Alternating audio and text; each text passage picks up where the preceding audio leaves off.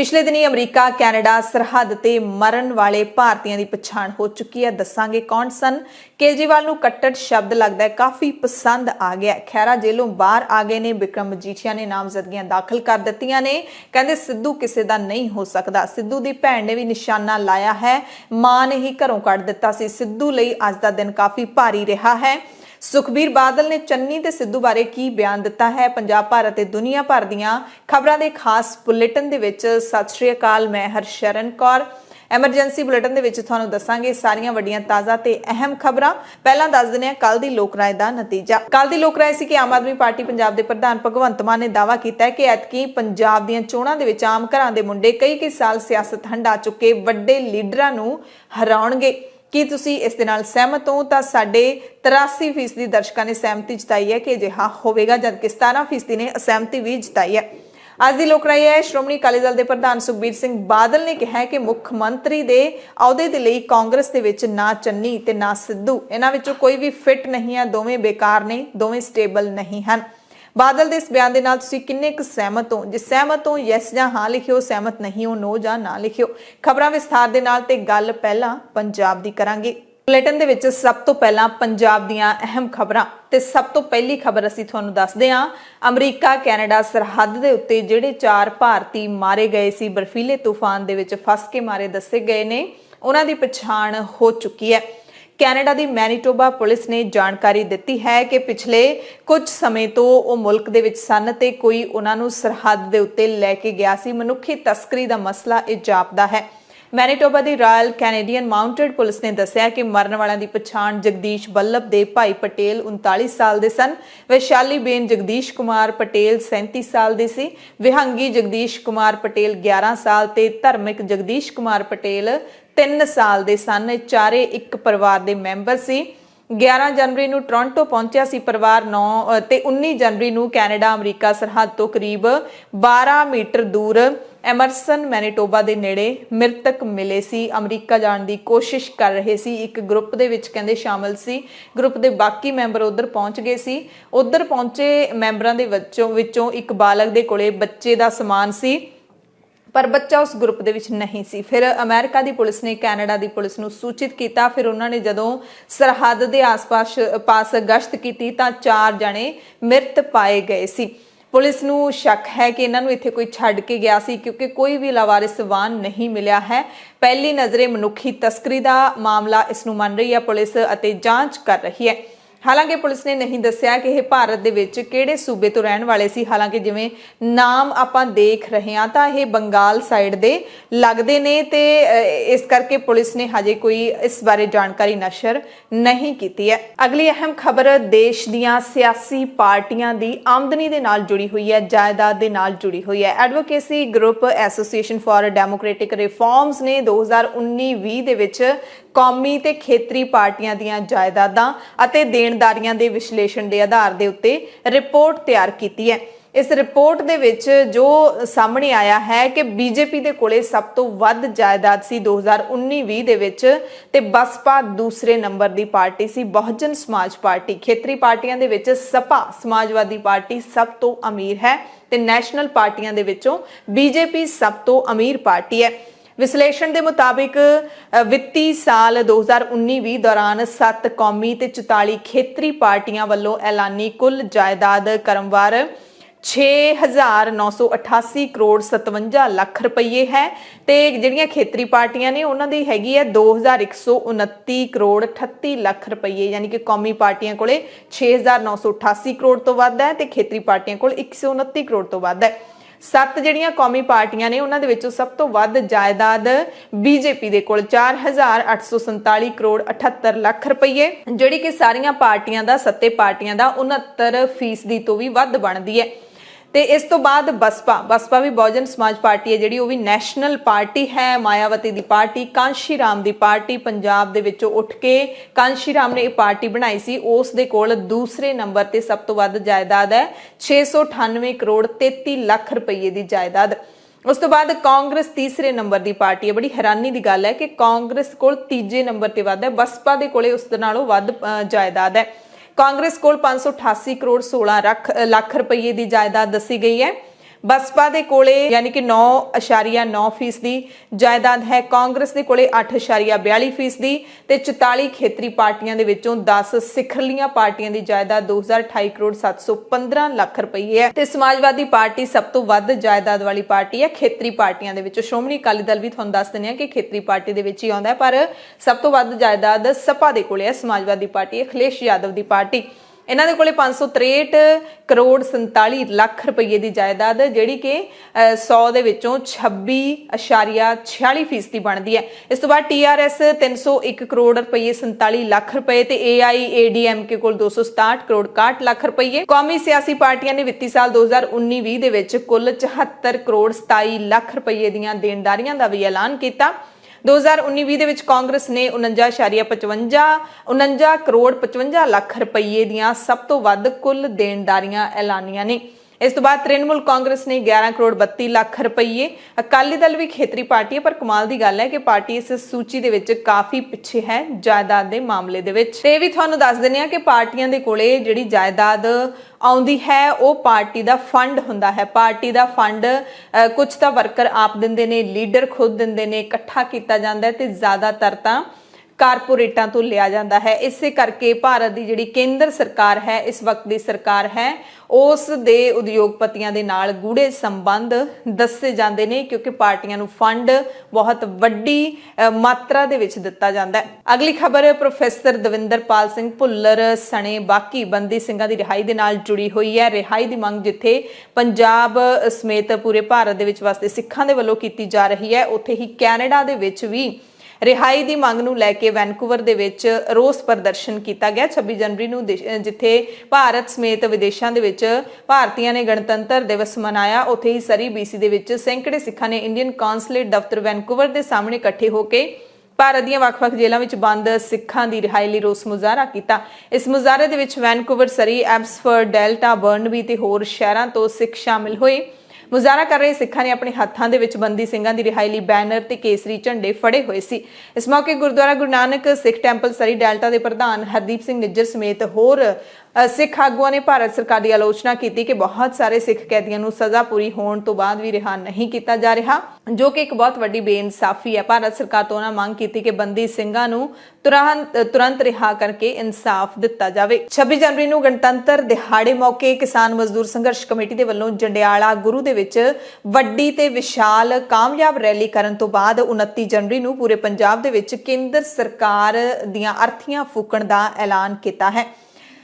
Committee ਦੇ ਸੂਬਾ general ਸਕੱਤਰ ਸਰਵਣ ਸਿੰਘ ਪੰਧੇਰ ਨੇ ਦੱਸਿਆ ਕਿ ਪਿਛਲੇ ਸਾਲ 2021 ਦੇ ਵਿੱਚ 28 ਤੇ 29 ਜਨਵਰੀ ਨੂੰ ਸਿੰਘੂ ਬਾਰਡਰ ਤੇ ਕਿਸਾਨਾਂ ਤੇ ਹਮਲਾ ਹੋਇਆ ਸੀ। ਇਸ ਕਰਕੇ 1 ਸਾਲ ਬਾਅਦ ਇਸ ਦਿਨ ਨੂੰ ਕਾਲੇ ਦਿਨਾਂ ਦੇ ਵਜੋਂ ਮਨਾਇਆ ਜਾਵੇਗਾ। ਪਿਛਲੇ ਸਾਲ ਕਹਿੰਦੇ ਕੁਝ ਹਥਿਆਰਬੰਦ ਲੋਕਾਂ ਨੇ ਸਿੰਘੂ ਬਾਰਡਰ ਤੇ ਕਿਸਾਨਾਂ ਦੇ ਟੈਂਟਾਂ ਤੇ ਹਮਲਾ ਕਰਕੇ ਟੈਂਟਾਂ ਨੂੰ ਅੱਗ ਲਾਉਣ ਤੇ ਜਾਨੀ ਨੁਕਸਾਨ ਪਹੁੰਚਾਉਣ ਦੀ ਕੋਸ਼ਿਸ਼ ਕੀਤੀ ਸੀ, ਪਰ ਕਿਸਾਨਾਂ ਨੇ ਉਹਨਾਂ ਦੇ ਮਨਸੂਬਿਆਂ ਤੇ ਪਾਣੀ ਫੇਰ ਦਿੱਤਾ ਸੀ। ਪੰਧੇਰ ਨੇ ਇਹਨਾਂ ਹਮਲਿਆਂ ਦੇ ਵਿੱਚ ਹਮਲਾਵਰਾਂ ਦੀ ਪਛਾਣ ਜਿਹੜੇ ਅਮਨ ਡਬਾਸ, ਪ੍ਰਦੀਪ ਖੱਤਰੀ ਵਜੋਂ ਹੋਈ ਹੈ। ਇਹਨਾਂ ਦੇ ਖਿਲਾਫ ਕਾਰਵਾਈ ਨਾ ਕੀਤੇ ਜਾਣ ਤੇ ਰੋਸ ਪ੍ਰਗਟਾਇਆ ਹੈ ਕਿ ਸਾਲ ਬੀਤ ਜਾਣ ਤੇ ਵੀ ਇਹਨਾਂ ਤੇ ਕੋਈ ਕਾਰਵਾਈ ਨਹੀਂ ਹੋਈ, ਉਲਟਾ ਸਿੱਖ ਨੌਜਵਾਨ ਰਣਜੀਤ ਸਿੰਘ ਤੇ ਭਾਰੀ ਤਸ਼ੱਦਦ ਕੀਤਾ ਗਿਆ। तो कल पूरे पंजाब ਦੇ ਵਿੱਚ ਇਹਨਾਂ ਖਿਲਾਫ ਅਰਥੀ ਫੂਕ ਮੁਜ਼ਾਹਰੇ ਹੋਣਗੇ। तो मैं ਪੰਜਾਬੀਆਂ ਨੂੰ ਬੇਨਤੀ ਕਰਦੇ ਹਾਂ ਉਸ ਹਮਲੇ ਦਾ ਮੂੰਹ ਤੋੜਵਾਂ ਜਵਾਬ ਦਿਏ, ਜਿਹਦੇ ਵਿੱਚ ਰਣਜੀਤ ਸਿੰਘ ਨੂੰ ਚੁੱਕ ਕੇ ਜਿਵੇਂ ਉਹਦੀ ਪੱਗ ਰੋਲੀ ਗਈ ਸੀ, ਜਿਵੇਂ ਤਸ਼ੱਦਦ ਕੀਤਾ ਸੀ, ਇਹ ਦਿਨ ਯਾਦ ਕਰੀਏ।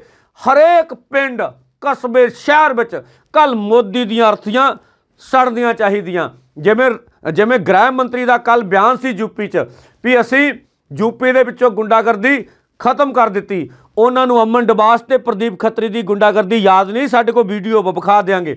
ਔਰ ਇਹ ਤੋਂ ਕਹਾਂ ਅਜੇ ਮਿਸ਼ਰਾ ਟਹਿਣੀ ਜਿਹੜਾ ਕਿਸਾਨਾਂ ਦਾ ਕਾਤਲ ਆ, ਤੁਹਾਡੇ ਮੰਤਰੀ ਮੰਡਲ 'ਚ ਆ ਗ੍ਰਹਿ ਮੰਤਰੀ ਜੀ, ਉਹਨਾਂ ਨੂੰ ਅੰਦਰ ਦਿਓ। ਮੈਂ ਪ੍ਰਧਾਨ ਮੰਤਰੀ ਜੀ ਨੂੰ ਸਵਾਲ ਕਰੂੰਗਾ ਵੀ 2022 ਤੇ ਨਿਕਲ ਚੱਲਿਆ, ਹਾਲੇ ਆਮਦਨ ਦੁੱਗਣੀ ਨਹੀਂ ਹੋਈ। ਜਿਹੜਾ ਤੁਹਾਡਾ ਸਵਦੇਸ਼ੀਕਰਨ ਦਾ ਨਾਰਾ ਸੀਗਾ ਉਹ ਕਿੱਥੇ ਗਿਆ?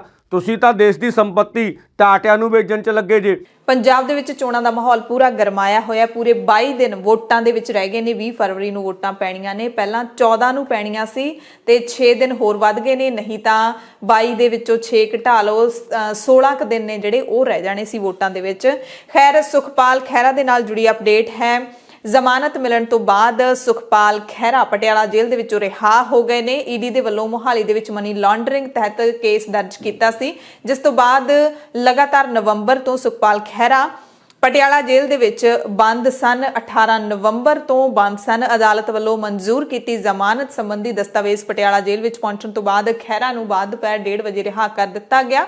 ਸੁਖਪਾਲ ਖਹਿਰਾ ਭੁਲੱਥ ਹਲਕੇ ਤੋਂ ਆਮ ਆਦਮੀ ਪਾਰਟੀ ਦੇ ਵਿਧਾਇਕ ਚੁਣੇ ਗਏ ਸੀ, ਪਰ ਕੁਝ ਮਹੀਨੇ ਪਹਿਲਾਂ ਕਾਂਗਰਸ ਦੇ ਵਿੱਚ ਪਰਤ ਆਏ ਸੀ ਤੇ ਇਸ ਵਾਰੀ ਕਾਂਗਰਸ ਨੇ ਜੇਲ੍ਹ ਬੈਠੇ ਖਹਿਰਾ ਨੂੰ ਟਿਕਟ ਦਿੱਤੀ ਹੈ। ਭੁਲੱਥ ਤੋਂ ਉਮੀਦਵਾਰ ਐਲਾਨਿਆ ਹੈ। ਪਿਛਲੇ ਦਿਨੀ ਖਹਿਰਾ ਨੇ ਨਾਮਜ਼ਦਗੀ ਫਾਰਮ ਭਰਨ ਦੇ ਲਈ ਇਜਾਜ਼ਤ ਮੰਗੀ ਸੀ। ਸੁਖਪਾਲ ਖਹਿਰਾ ਨੇ ਰਿਹਾਈ ਤੋਂ ਬਾਅਦ ਕਿਹਾ ਹੈ ਕਿ ਮੈਨੂੰ ਝੂਠਾ ਫਸਾਇਆ ਗਿਆ ਹੈ, ਸੱਚਾਈ ਦੀ ਜਿੱਤ ਹੋਊਗੀ। ਆਸ ਵੀ ਜਤਾਈ ਕਿ ਭੁਲੱਥ ਦੇ ਲੋਕ ਐਤਕੀ ਵੀ ਮੇਰੇ ਹੱਕ ਵਿੱਚ ਫਤਵਾ ਦੇ ਕੇ ਵਿਰੋਧੀਆਂ ਦੇ ਦੰਦ ਖੱਟੇ ਕਰਨਗੇ। ਪਰਮਾਤਮਾ ਦਾ ਧੰਨਵਾਦ ਵੀ ਕੀਤਾ। ਜੇਲ੍ਹੋਂ ਬਾਹਰ ਆਉਣ ਤੋਂ ਬਾਅਦ ਕਹਿੰਦੇ ਦੁਨੀਆ ਭਰ ਦੇ ਲੋਕਾਂ ਨੇ, ਖਾਸ ਕਰਕੇ ਮੇਰੇ ਹਲਕੇ ਦੇ ਲੋਕਾਂ ਨੇ ਮੇਰੀ ਰਿਹਾਈ ਦੇ ਲਈ ਅਰਦਾਸ ਕੀਤੀ। ਮੈਂ ਸਭ ਦਾ ਧੰਨਵਾਦ ਕਰਦਾ ਹਾਂ। ਪਾਰਟੀ ਦਾ ਵੀ ਧੰਨਵਾਦ ਜਿਨ੍ਹਾਂ ਨੇ ਮੈਨੂੰ ਅੰਦਰ ਬੈਠਿਆ ਹੀ ਨੋਮੀਨੇਟ ਕੀਤਾ ਹੈ। ਖਹਿਰਾ ਨੇ ਦਾਅਵਾ ਕੀਤਾ ਕਿ ਜੇਲ੍ਹ ਜਾਣਾ ਮੇਰੇ ਲਈ ਪਰਖ ਦੀ ਘੜੀ ਹੈ। ਮੈਂ ਇੱਕ ਇੱਕ ਤੱਥ ਪੇਸ਼ ਕਰਾਂਗਾ ਕਿਵੇਂ ਮੇਰੇ ਖਿਲਾਫ ਸਾਜ਼ਿਸ਼ ਰਚੀ ਗਈ। ਖਹਿਰਾ ਨੇ ਇਹ ਵੀ ਕਿਹਾ ਕਿ ਮੈਨੂੰ ਜੇਲ੍ਹ ਜਾਣ ਦਾ ਕੋਈ ਮਲਾਲ ਨਹੀਂ ਹੈ, ਕਿਉਂਕਿ ਜੇਲ੍ਹਾਂ ਬੰਦਿਆਂ ਲਈ ਹੀ ਬਣੀਆਂ ਨੇ, ਉਹਦੇ ਵਿੱਚ ਬੰਦੇ ਹੀ ਰਹਿੰਦੇ ਨੇ।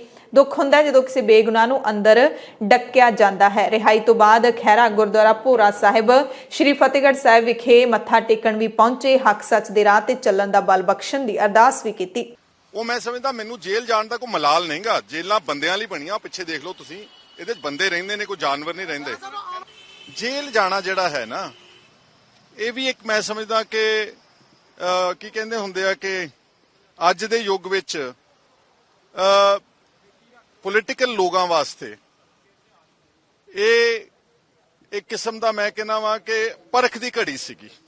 ਹਾਂ, ਇਸ ਗੱਲ ਦਾ ਜ਼ਰੂਰ ਅਫਸੋਸ ਹੋਇਆ ਕਿ ਬੇਗੁਨਾਹ ਜਦੋਂ ਤੁਸੀਂ ਹੁੰਨੇ ਨੇ ਉਦੋਂ ਤੁਹਾਨੂੰ ਥੋੜਾ ਮਨ ਨੂੰ ਦੁੱਖ ਹੁੰਦਾ ਵਾ ਕਿ ਅਸੀਂ ਇੱਕ ਦੇਸ਼ ਵਿੱਚ ਰਹਿੰਦੇ ਆ, ਕਿ ਇਸ ਦੇਸ਼ ਦਾ ਸਿਸਟਮ ਐਡਾ ਗਰਕ ਗਿਆ ਵਾ ਕਿ ਤੁਸੀਂ ਬੇਗੁਨਾਹ ਬਿਲਕੁਲ ਬਗੈਰ ਤਸਦੀਕ ਕੀਤੇ ਬੰਦਿਆਂ ਨੂੰ ਧੱਕ ਦਿੱਤਾ। ਮੈਨੂੰ 2.5 ਮਹੀਨੇ ਮੇਰੀ ਜ਼ਿੰਦਗੀ ਦੇ ਜਿਹੜੇ ਗਏ ਨੇ ਅੰਦਰ, ਮੇਰੇ ਲਈ ਇਹ ਸੈਲਫ ਇੰਟਰੋਸਪੈਕਸ਼ਨ ਹੈ। ਮੈਂ ਆਪਣਾ ਪੜ੍ਹਿਆ, ਮੈਂ ਆਪਣਾ ਇਹਦੇ ਜਾਣਕਾਰੀ ਦੇ ਵਿੱਚ ਵਾਧਾ ਕੀਤਾ, ਮੈਂ ਆਪਣੇ ਆਪ ਨੂੰ ਸੁਧਾਰਿਆ। ਸੁਪਰੀਮ ਕੋਰਟ ਦੇ ਵੱਲੋਂ ਰਾਹਤ ਮਿਲਣ ਤੋਂ ਬਾਅਦ ਬਿਕਰਮ ਮਜੀਠੀਆ ਨੇ 2 ਹਲਕਿਆਂ ਦੇ ਲਈ ਨਾਮਜ਼ਦਗੀ ਪੱਤਰ ਦਾਖਲ ਕਰ ਦਿੱਤੇ ਨੇ। ਅੰਮ੍ਰਿਤਸਰ ਪੂਰਬੀ ਵਿਧਾਨ ਸਭਾ ਹਲਕੇ ਤੋਂ ਆਪਣਾ ਨਾਮਜ਼ਦਗੀ ਪੱਤਰ ਐਸਡੀਐਮ ਦੇ ਕੋਲ ਦਾਖਲ ਕਰਵਾ ਦਿੱਤਾ ਹੈ।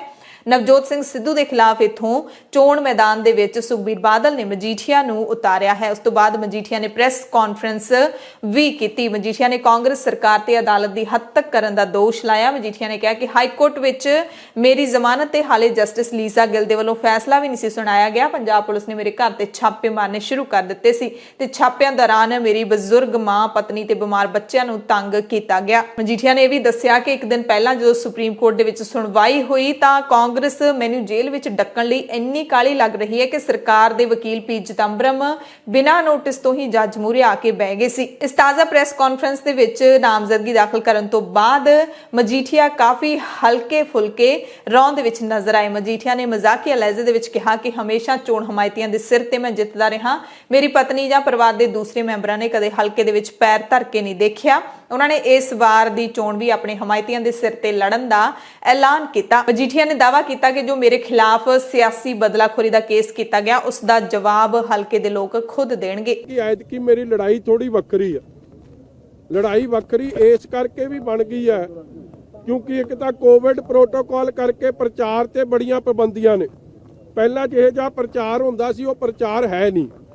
ਪਹਿਲਾਂ ਕਾਮਨ ਪਲੇਸਿਸ ਤੇ ਪ੍ਰਚਾਰ ਕਰ ਸਕਦੇ ਸੀ, ਉਹ ਕਰ ਨਹੀਂ ਸਕਦੇ, ਇਕੱਠ ਕਰ ਨਹੀਂ ਸਕਦੇ, ਬੜੀਆਂ ਪਾਬੰਦੀਆਂ ਨੇ। ਹੁਣ ਤਾਂ ਮੋਬਾਈਲ ਦਾ ਹੀ ਪ੍ਰਚਾਰ ਹੈ। ਇਹਨਾਂ ਨੂੰ ਇੱਕ ਬੇਨਤੀ ਹੈ ਕਿ ਸਾਜ਼ਿਸ਼ਾਂ ਮੇਰੇ ਖਿਲਾਫ ਬੜੀਆਂ, ਜਿਵੇਂ ਟਾਡਾ ਦਾ ਕੇਸ ਹੁੰਦਾ ਨਾ, ਟਾਡਾ ਹੋ ਗਈ, UAPA ਯੂਆਪਾ ਹੋ ਗਿਆ, ਮਕੋਕਾ ਹੋ ਗਿਆ, ਜਿਨ੍ਹਾਂ ਕਈ ਧਾਰਾਵਾਂ ਇਹ ਜਿਹੀਆਂ ਹੁੰਦੀਆਂ ਸਪੈਸ਼ਲ ਧਾਰਾਵਾਂ, ਜਿਸ ਬੰਦੇ ਤੇ ਲੱਗ ਜਾਣ ਫਿਰ ਉਹਦੀ ਜ਼ਮਾਨਤ ਨਹੀਂ ਹੋ ਸਕਦੀ।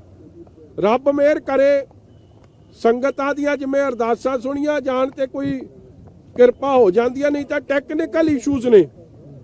ਉਸੇ ਤਰ੍ਹਾਂ ਮੇਰੇ ਖਿਲਾਫ ਵੀ ਕਾਂਗਰਸ ਨੇ ਸ਼ਰਾਰਤ ਕੀਤੀ ਕਿ ਇਲੈਕਸ਼ਨ ਨਾ ਲੜ ਸਕੇ। ਅਗਲੀਆਂ 3 ਖਬਰਾਂ ਕਾਂਗਰਸ ਪੰਜਾਬ ਦੇ ਪ੍ਰਧਾਨ ਨਵਜੋਤ ਸਿੰਘ ਸਿੱਧੂ ਦੇ ਨਾਲ ਜੁੜੀਆਂ ਹੋਈਆਂ ਨੇ, ਕਿਉਂਕਿ ਸ਼ੁੱਕਰਵਾਰ ਨੂੰ ਨਵਜੋਤ ਸਿੰਘ ਸਿੱਧੂ ਨੂੰ 3 ਕਰੰਟ ਜ਼ੋਰ ਦੀ ਲੱਗੇ। ਸਭ ਤੋਂ ਪਹਿਲਾ ਜਿਹੜਾ ਵੱਡਾ ਇਲਜ਼ਾਮ ਲੱਗਿਆ ਹੈ ਨਵਜੋਤ ਸਿੰਘ ਸਿੱਧੂ ਦੇ ਖਿਲਾਫ ਇੱਕ ਪਰਿਵਾਰਿਕ ਹਮਲਾ ਹੋਇਆ ਹੈ ਤੇ ਹਮਲਾ ਕੀਤਾ ਹੈ ਨਵਜੋਤ ਸਿੰਘ ਸਿੱਧੂ ਦੀ ਵੱਡੀ ਭੈਣ ਨੇ ਦਾਅਵਾ ਕੀਤਾ ਹੈ ਕਿ ਮੈਂ ਨਵਜੋਤ ਸਿੰਘ ਸਿੱਧੂ ਦੀ ਵੱਡੀ ਭੈਣ ਹਾਂ ਸੁਮਨ ਤੂਰ ਚੰਡੀਗੜ੍ਹ ਦੇ ਵਿੱਚ ਪ੍ਰੈਸ ਕਾਨਫਰੰਸ ਕਰਦੇ ਹੋਏ ਇੱਕ 36 ਸਾਲ ਪੁਰਾਣੇ ਮਾਮਲੇ ਦੇ ਵਿੱਚ ਸਿੱਧੂ ਖਿਲਾਫ ਵੱਡੇ ਦੋਸ਼ ਲਾਏ। ਉਹਨਾਂ ਨੇ ਸਿੱਧੂ ਤੇ ਆਪਣੀ ਮਾਂ ਤੇ ਭੈਣ ਖਿਲਾਫ ਝੂਠੇ ਦਾਅਵੇ ਕਰਨ ਤੇ ਬਿਆਨ ਦੇਣ ਦਾ ਇਲਜ਼ਾਮ ਲਾਇਆ। ਇੱਥੋਂ ਤੱਕ ਕਿ ਇਹ ਵੀ ਕਿਹਾ ਕਿ ਸਿੱਧੂ ਨੇ ਮਾਂ ਨੂੰ ਘਰੋਂ ਕੱਢ ਦਿੱਤਾ ਸੀ। ਸਿੱਧੂ ਦੇ 2 ਸਾਲਾਂ ਦੀ ਉਮਰ ਵਿੱਚ ਮਾਂ ਤੇ ਪਿਤਾ ਦੇ ਜੁਡੀਸ਼ੀਅਲ ਤੌਰ ਤੇ ਵੱਖਰੇ ਹੋ ਜਾਣ ਦੇ ਦਾਅਵੇ ਨੂੰ ਝੂਠ ਦੱਸਦਿਆਂ ਸੁਮਨ ਤੂਰ ਨੇ ਕਿਹਾ ਕਿ ਮੇਰੀ ਮਾਂ ਨੇ ਇਸ ਗੱਲ ਨੂੰ ਲੈ ਕੇ ਅਦਾਲਤ ਵਿੱਚ ਕੇਸ ਵੀ ਕੀਤਾ ਸੀ। ਸੁਮਨ ਤੂਰ ਨੇ ਰੋਂਦੇ ਹੋਏ ਸਾਰੀ ਪ੍ਰੈਸ ਕਾਨਫਰੰਸ ਕੀਤੀ ਅਤੇ ਕਿਹਾ ਕਿ ਨਵਜੋਤ ਸਿੰਘ ਸਿੱਧੂ ਨੇ ਮੇਰੇ ਪਿਤਾ ਦੀ ਮੌਤ ਤੋਂ ਬਾਅਦ ਮੇਰੀ ਮਾਂ ਨੂੰ 1986 ਵਿੱਚ ਹੀ ਘਰੋਂ ਕੱਢ ਦਿੱਤਾ ਸੀ। 1987 ਦੀ ਅਖਬਾਰ ਦਾ ਪੁਰਾਣਾ ਆਰਟੀਕਲ ਦਿਖਾਉਂਦੇ ਹੋਏ ਕਿਹਾ ਕਿ ਇਸ ਅਖਬਾਰ ਨੂੰ ਦਿੱਤੇ ਇੰਟਰਵਿਊ ਵਿੱਚ ਸਿੱਧੂ ਨੇ ਕਿਹਾ ਸੀ ਕਿ ਮੇਰੀ ਮਾਂ ਤੇ ਭੈਣਾਂ ਨਾਲ ਕੋਈ ਸੰਬੰਧ ਨਹੀਂ ਹੈ, ਜਿਸ ਕਰਕੇ ਮੇਰੀ ਮਾਂ ਨੇ ਇਸ ਆਰਟੀਕਲ ਨੂੰ ਲੈ ਕੇ ਅਦਾਲਤ ਵਿੱਚ ਕੇਸ ਵੀ ਕੀਤਾ ਸੀ, ਜਿਸ ਨੂੰ ਲੜਦੀ ਹੋਈ ਉਹ ਮੌਤ ਦੇ ਮੂੰਹ 'ਚ ਚਲੀ ਗਈ ਸੀ। ਭੈਣ ਨੇ ਦਾਅਵਾ ਕੀਤਾ ਕਿ ਮੈਂ ਸਿੱਧੂ ਦੇ ਨਾਲ ਆਪਣੇ ਭਰਾ ਦੇ ਨਾਲ ਸੰਪਰਕ ਕਰਨ ਦੀ ਕਈ ਵਾਰੀ ਕੋਸ਼ਿਸ਼ ਕੀਤੀ ਪਰ ਅਸਫਲ ਰਹੀ। ਅਸੀਂ 2 ਭੈਣਾਂ ਤੇ 1 ਭਰਾ ਸੀ ਪਰ ਮੇਰੀ ਭੈਣ ਦੀ ਮੌਤ ਹੋ ਚੁੱਕੀ ਹੈ ਤੇ ਮੈਨੂੰ ਸਿਰਫ ਆਪਣੀ ਮਾਂ ਦੇ ਲਈ ਇਨਸਾਫ ਚਾਹੀਦਾ ਹੈ। ਹਾਲਾਂਕਿ ਇਸ ਸੰਬੰਧੀ ਨਵਜੋਤ ਸਿੰਘ ਸਿੱਧੂ ਨੇ ਕੋਈ ਬਿਆਨ ਨਹੀਂ ਦਿੱਤਾ, ਪਰ ਨਵਜੋਤ ਸਿੰਘ ਸਿੱਧੂ ਦੀ ਪਤਨੀ ਨਵਜੋਤ ਕੌਰ ਸਿੱਧੂ ਨੂੰ ਇੱਕ ਟੀਵੀ ਦੇ ਪੱਤਰਕਾਰ ਨੇ ਸਵਾਲ ਪੁੱਛਿਆ ਤਾਂ ਨਵਜੋਤ ਕੌਰ ਨੇ ਕਿਹਾ ਕਿ ਮੈਂ ਸਿੱਧੂ ਦੀਆਂ ਭੈਣਾਂ ਨੂੰ ਨਹੀਂ ਜਾਣਦੀ। ਮੈਂ ਨਵਜੋਤ ਸਿੰਘ ਸਿੱਧੂ ਦੀ ਵੱਡੀ ਸਿਸਟਰ ਹਾਂ, ਜਿਹੜੀ ਉਸ ਤੋਂ 13 ਸਾਲ ਵੱਡੀ ਹੈ। ਜਿਹੜਾ ਤੁਹਾਨੂੰ ਦਿੰਦਾ ਹਮੇਸ਼ਾ ਪ੍ਰੂਫ ਲਿਆਓ, ਪ੍ਰੂਫ ਦਿਓ। ਜੇ ਮੈਨੂੰ ਦਵਾ ਸਕਦੇ ਹੋ ਮੇਰੀ ਮਾਂ ਦੇ ਲਈ ਨਿਆਂ, ਪਲੀਜ਼ ਮੇਰੀ ਹੱਥ ਜੋੜ ਕੇ ਬੇਨਤੀ ਹੈ ਤੁਹਾਨੂੰ ਸਭ ਨੂੰ, ਤੁਸੀਂ ਪ੍ਰੈਸ ਹੋ, ਤੁਸੀਂ ਇਹਨੂੰ ਬਣਾਇਆ ਇਹਦਾ ਪਰਸੋਨਾ, ਕਿਉਂਕਿ ਤੁਹਾਨੂੰ ਪਤਾ ਨਹੀਂ ਸੀ ਇਹ ਕੀ ਹੈ। ਮੈਂ ਤੁਹਾਨੂੰ ਦੋਸ਼ ਨਹੀਂ ਦੇ ਰਹੀ, ਤੁਸੀਂ ਇਹਦਾ ਹਰ ਅਕਸ਼ਰ ਜਿਹੜਾ ਇਹਨੇ ਕਿਹਾ ਤੁਸੀਂ ਉਹਨੂੰ ਬਾਈਂਡ ਕੀਤਾ ਵੀ ਇਹ ਸਹੀ ਹੈ, ਕਿਉਂਕਿ ਅਸੀਂ ਅਜੇ ਤੱਕ ਕਦੀ ਬੋਲੀਆਂ ਨਹੀਂ। ਮੈਂ 70 ਸਾਲ ਦੀ ਹਾਂ, ਮੇਰੇ ਲਈ ਬੜਾ ਔਖਾ ਹੈ ਗੱਲ ਕਰਨੀ, ਮੇਰੀ ਫੈਮਿਲੀ ਦੀ ਗੱਲ ਹੈ, ਪਰ ਇਹ ਮੇਰੀ ਮਾਂ ਦਾ ਸਵਾਲ ਹੈ, ਮੇਰੇ ਮਾਂ ਪਿਓ ਦੀ ਇੱਜ਼ਤ ਦਾ ਸਵਾਲ ਹੈ, ਜਿਹਦੇ ਕਰਕੇ ਮੈਨੂੰ ਸਟੈਪ ਲੈਣਾ ਪਿਆ ਤੁਹਾਡੇ ਲੋਕਾਂ ਦੇ ਸਾਹਮਣੇ। ਤੁਹਾਨੂੰ ਮਟੀਰੀਅਲ ਅੱਠ ਪਿਆ ਮੇਰੇ ਕੋਲ, ਜਿਹਦੇ ਕਰਕੇ ਮੈਂ ਆਈ, ਤੁਸੀਂ ਸਾਰੇ ਲੈ ਸਕਦੇ ਹੋ, ਮੈਂ ਦਿੱਤਾ ਹੋਇਆ ਮੈਨੂੰ ਬਾਅਦ ਤੁਸੀਂ ਸਾਰੇ ਲੈ ਸਕਦੇ ਹੋ। 1980 से मेरे फादर की डेथ हुई 1986